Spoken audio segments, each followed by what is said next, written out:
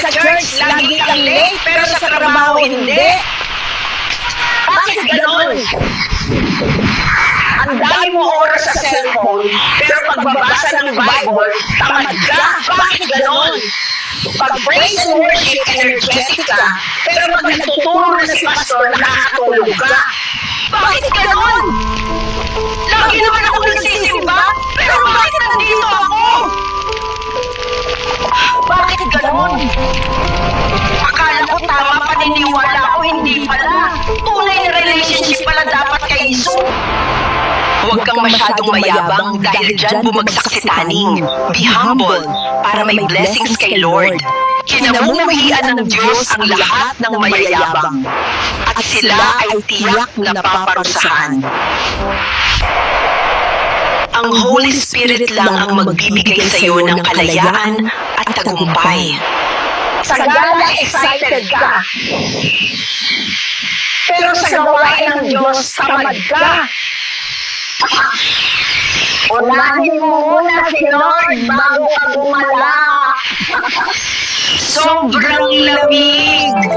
Parang pagmamahal mo kay Lord. Sobrang lamig. Parang paglilingkod mo kay Lord. Sobrang lamig. Ayaw ng Diyos na nanlalamig ka sa Kanya. Huwag kang mag-alala. Nagpapadala ang Diyos ng angel para ingatan ka. Bakit ganon? Pag sinasama kita sa church, ayaw mo. Pero sa birthday ang bilis mo at may pasyaron ka pa. Bakit ganon? Binasted ka lang, nag-backslide ka na agad. Bakit ganon?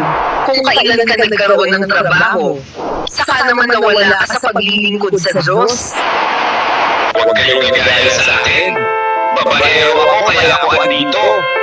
Hindi ito pagsubok, konsekwento. Huwag kayong gagaya sa akin. Adik ako sa sigarilyo kaya ako andito. Hindi ito pagsubok, konsekwento.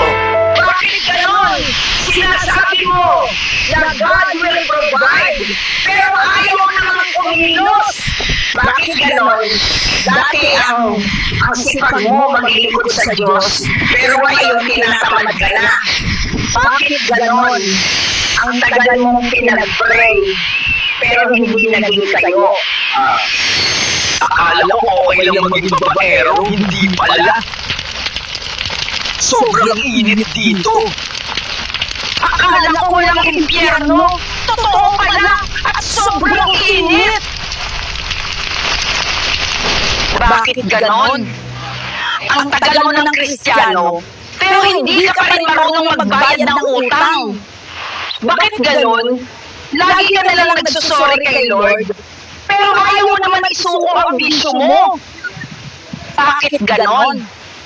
Ang tagal mo ng Kristiyano, hindi ka pa rin nagbabasa ng Bible.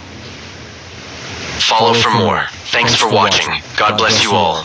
To God be all the glory.